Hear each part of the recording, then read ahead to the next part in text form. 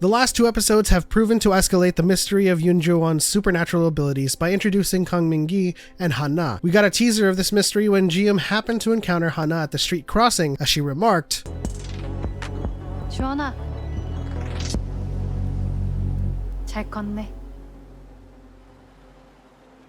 Yet at the same time, we didn't know who she was to Ji Eum, if anything at all. Episode 5 and 6 introduces Kang Min-gi, someone who offers to work under Ji Eum, and we see Kang seldom follow Ji Eum around and observing her actions. When he reports back to Han-na, there is some implications attached to their conversation. We learn that people have gotten ill as a result of reconnecting with those from their past lives. Ji Eum seems to be hiding an illness from Ji Eum that could potentially be a result of them reconnecting. As Ji Eum reveals to Cho-won that she is in fact Jo-won, events start to unfold that will start to reveal the larger mystery of this series. Kang remarks that Ji Eum may not know the consequences of her revelation, since she is so freely reconnecting with those in her past. But what does Kang and Han-na have to do with Ji Eum in her past lives? Are these individuals serving as some sort of supernatural counter to Ji Eum? Are they time agents? Or do they themselves have the ability to remember their past lives, and thus have independently been finding others like them and trying to keep them from severely damaging or hurting those they love by preventing them from reconnecting with their past relationships? So far, they have not come in the way of Ji Eum and her actions, so we can assume that they are merely observers at this point. Our suspicions are leading us to believe that they may be time cops,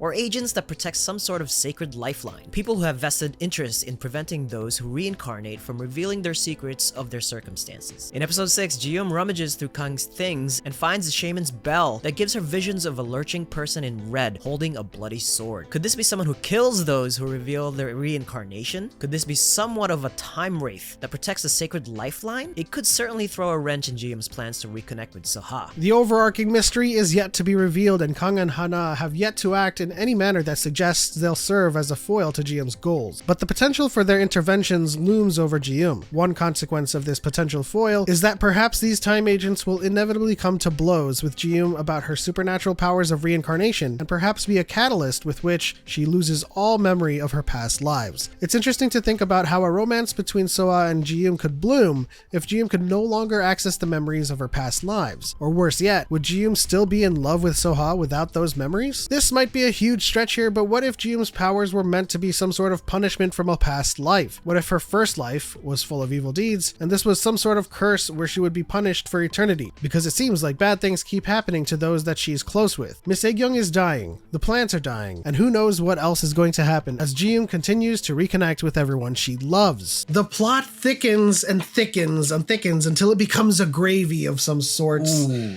You know, it's so juicy right now. Thinking about all of these things that could potentially happen that kind of change the way this story unravels. The biggest thing that we just talked about that just I can't wrap my head around, or just I'm dreading right now, is her losing her memories and having to just be this person's. I don't even know if she knows who she is outside of remembering her past lives, right?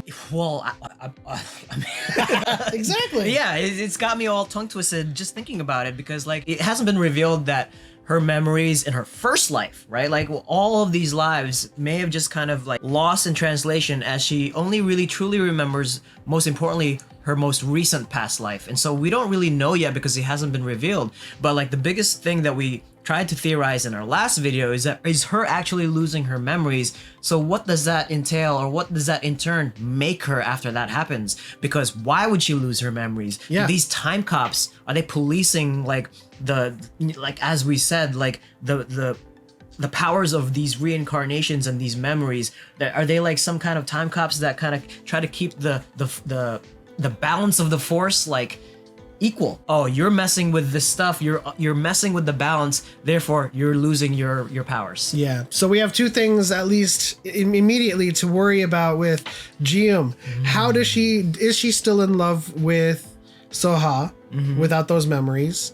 And if Soha absolutely not falls in love, how does he deal with the fact that she doesn't reciprocate because she doesn't remember? No, yeah, she can't be reconnecting with anyone or having love for anyone in her past lives without those memories, because she'd be doing something else. If it happens soon, then that would just throw a wrench in this whole series, and why would we keep watching? Yeah, and I mean, you know, there's either that, or they go around killing the people that reconnect. Yeah, and I mean, obviously there's the consequences, right? Because it started with the plants. Everything that she's around, that she's reconnecting in her past lives. Gyung is dying. The plants, and Chowon almost lost her hand.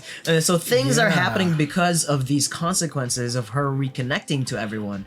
And so how far is she gonna go, or does she even know that this is happening? And maybe that's where Kang and Hana comes in. Let us know what you guys think in the comment section below, with all of your theories speculating who these two people are following Ji Eum around, and if Ji Eum has a future reconnecting with people and letting them know what her past life was. Leave those in the comment section below. But that's our mind-blowing theories on See You in My 19th Life. Like and subscribe if you haven't already, and hit the bell icon to turn on notifications. But as always, this is what we're watching this Sunday. We'll see you in the next one.